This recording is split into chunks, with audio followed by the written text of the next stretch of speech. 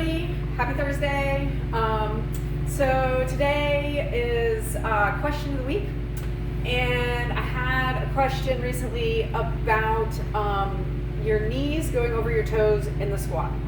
And this is something that has been a myth for a long time, and I am also guilty of perpetuating this myth. You can probably go back and watch some old videos of mine where I describe squatting and like keeping everything at 90, all of your joints at 90 degrees within the squat. And I'm here to say that I was wrong. It is actually perfectly fine unless you are injured or recovering from an injury. It is perfectly fine for your knees to go over your toes in the squat, provided that you are doing the squat properly. And that what that means is starting the squat with your hips and not your ankles. What some people might do is they'll start the squat going like this. So you'll notice that I'm starting the motion from my ankles and not my hips. And in that case, that's going to put a lot of pressure on the knees. It's going to put a lot of load on the knees, and it's going to keep you kind of off balance. So that could injure your knees. What you want to do instead is start the motion from your hips,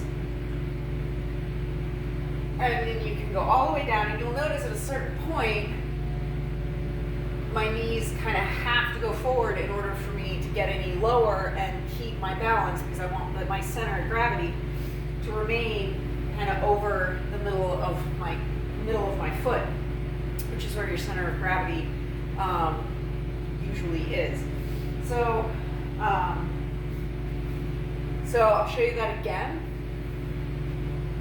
Starting from the hips. Hips going backwards a little bit, and then at a certain point the knees come forward and you can get all the way down into a squat and then back up. And that, if you have healthy knees to begin with, is not going to hurt them.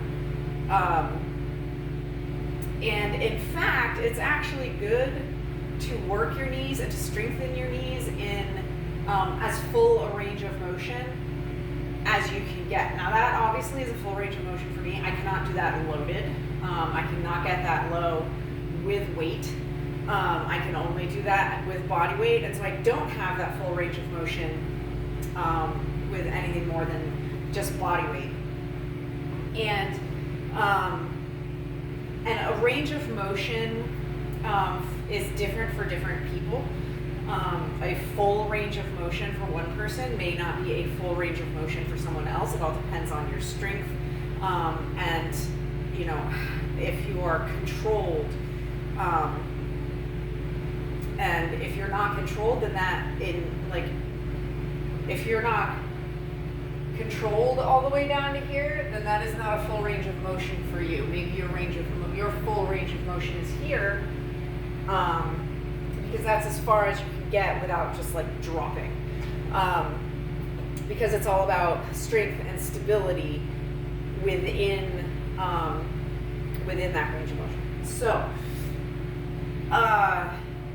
that is, I think, pretty much it on what I have to say about that. This is something, this whole like no knees over the toes thing has been taught to trainers. It's pretty widespread in the medical community not to let your knees go over your toes, when in fact it's actually perfectly fine, provided that you, one, do the squat properly, and two, you don't have previous knee issues. As long as your knees are perfectly healthy, it is perfectly fine to let them go over your toes in the squat. And as I've said, is in fact healthy, because it's the only way that you're going to get that full range of motion in the knees. And to help keep the joint healthy is actually good to go through as full a range of motion as you possibly can, and strengthen the joint within that full range of motion. So there you have it.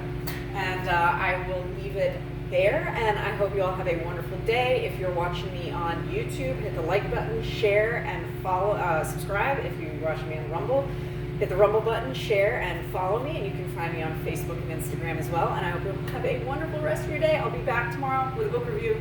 I'll see you all later. Bye.